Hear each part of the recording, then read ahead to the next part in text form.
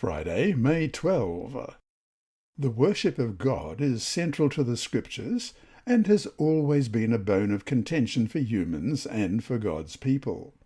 Throughout the Old Testament, the prophets reprimanded the people of God for worshipping other gods or for worshipping the Lord using the worship practices of the pagan world. The conflict between worshipping God and worshipping other gods belongs at the very centre of the cosmic conflict and comes accompanied by conflict over disregard for the law of God. And now we have a quote from an unpublished manuscript, page 42, titled "The Closing of the Cosmic Conflict, Role of the Three Angels' Messages" by Angel Manuel Rodriguez. It reads, "Worship addresses the most fundamental aspect of human existence in that it has to do with what humans as living creatures should do when confronted by the presence of the Creator. Only those who are alive can worship the Lord. The dead cannot praise and worship him.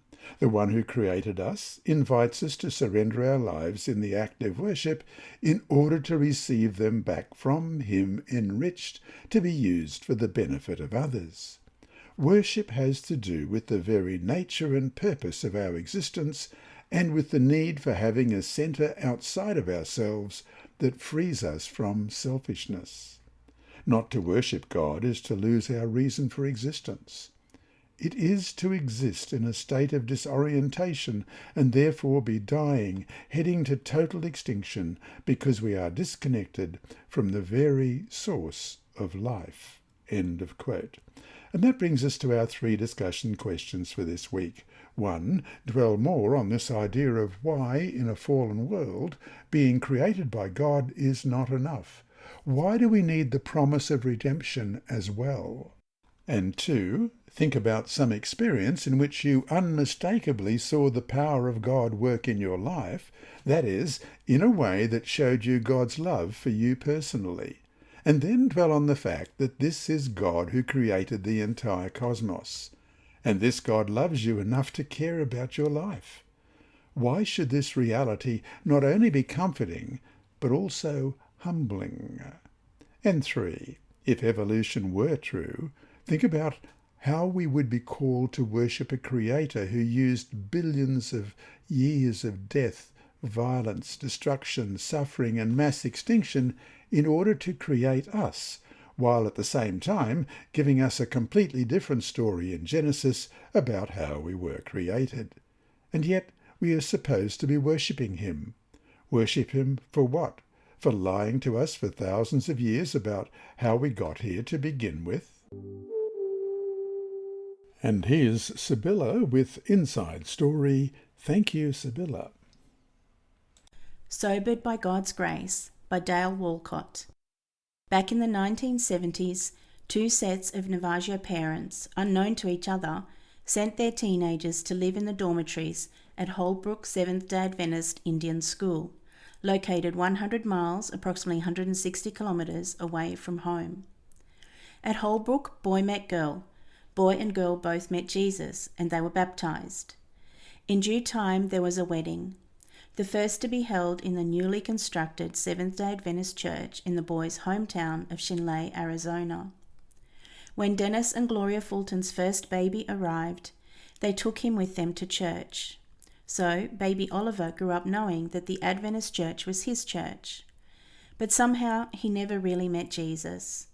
Things got in the way, such as Gloria's nursing job at the local hospital. Making matters worse, Dennis struggled with alcohol and Oliver began drinking as a teen. Oliver graduated from public high school, moved to the big city to earn a master's degree in information technology, and discovered that alcohol was controlling his life. At 38, Oliver, in desperation, moved back home to Shinley, where he knew his mother had been praying for him. He started attending his childhood church, hoping that something would change for him. Oliver found that the church ran an addiction recovery ministry in which 80 Navajo people with struggles like his own met in the church fellowship hall 5 evenings a week for Jesus and Me, a program modelled on Alcoholics Anonymous. His life began to change. Meanwhile, the church pastor noticed Oliver in the congregation one Sabbath. and suggested having lunch the next week. The meal filled Oliver with hope. When I came home, I figured I was such a bad sinner that I could never go to heaven, Oliver says. I just thought that maybe if I sobered up, I could help some other people to get to heaven. But at lunch that day, the pastor told me that my sins could actually be forgiven. Jesus would accept me just as I am. I was amazed. It gave me hope. Oliver has been sober for 4 years now. At the church, Oliver met a woman, Tracy, with her own story of Jesus delivering her from her heroin addiction. The pastor baptized Oliver just days before marrying him and Tracy in the same church where his parents had been married about 40 years earlier.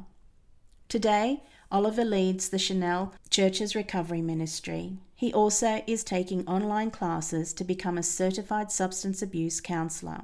Incidentally, Oliver's father has been sober for several years as well.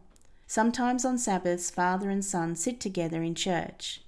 Their sweethearts at their sides and smiles in their hearts. Thank you for your mission offerings that support Seventh-day Adventist education and other forms of mission outreach around the world. This lesson was read by Dr. Percy Harrold for Christian Services for the Blind. Sponsored by the Sabbath School Department and distributed through Hope Channel Australia, this podcast is also redistributed by Hope Channel Germany, Christian Record Services for the Blind. It is also available on SoundCloud and through multiple podcast distributors, including Apple iTunes. And you can listen and watch at the same time on YouTube. Remember, God is always faithful.